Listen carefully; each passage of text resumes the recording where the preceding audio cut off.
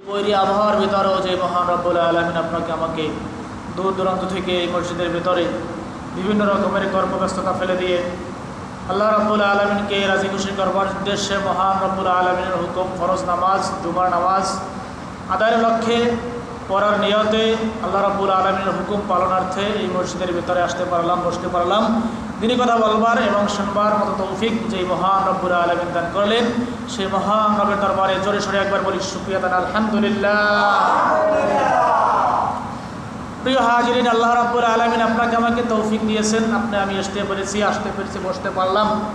অসংখ্য মানুষ আছে এখনও এদিক সেদিক ঘোরাফেরা করতেছে, বিভিন্ন রকমের বর্ষার ভিতরে আটকে পড়ে আছে, কর্মব্যস্ততার ভিতরে লিপ্ত আছে, বিভিন্ন রকমের চায়ের আড্ডার ভিতরে বসে আছে, বিভিন্ন দোকানের পানে বসে আছে, আসতে পারে নাই, আল্লাহ তৌফিক দান করে নাই। কিন্তু শত ব্যস্ততার ভিতর থেকে আল্লাহ আপনাকে সুযোগ করে দিয়েছেন। এটা আপনার উপর আমার উপর আল্লাহ রাব্বুল আলামিন ইহসান করছেন, দয়া করেছেন, মায়া করেছেন, ঠিক না ভাই? ঠিক। আল্লাহ যদি আপনার উপর ইহসান দয়া মায়া না করতেন, বরকত দান না করতেন, তাহলে কোনো না কোনোভাবে আপনাকে আল্লাহ রাব্বুল আলামিন ফিরিয়ে রাখতেন, ঠিক না ভাই? ঠিক।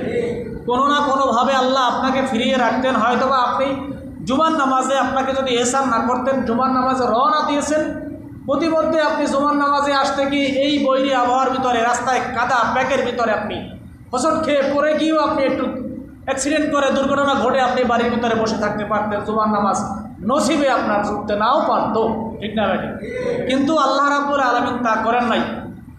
আল্লাহ শত ব্যস্ততা শত অসুবিধার ভিতর থেকেও আপনাকে এ জায়গায় আছে। আমি সেই কালিকাবাড়ি থেকে ঘুরে ঘুরে কাউনিয়া ঘুরে তারপরে জায়গায় এসে আপনাদের সামনে হাজির হয়েছি, আলহামদুলিল্লাহ। কোথা থেকে?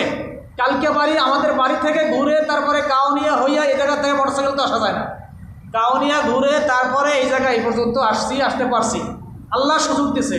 আল্লাহ চাইলে কিন্তু আমাকে এই পথের ভিতরে একটা অ্যাক্সিডেন্ট ঘটাইয়া, দুর্ঘটনা ঘটাইয়া আমাকে এই মুহূর্তে হসপিটালের বেডে শোয়াইতে পারতেন।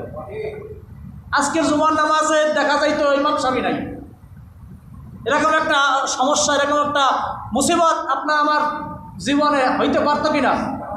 পারতো না। তাহলে আল্লাহর কাছে শুকরিয়া আদায় করবো যেন আল্লাহ আপনি আমাদেরকে এইভাবে এই যে শুকরিয়ার আমাদের এই মুসিবতের ভিতরে, এত বৃষ্টির ভিতরেও, এত রাস্তাঘাট এত খারাপের ভিতরেও এই জায়গায় যে আসার মতো সুযোগ দান করলেন, এজন্য আরও একবার বলি আলহামদুলিল্লাহ।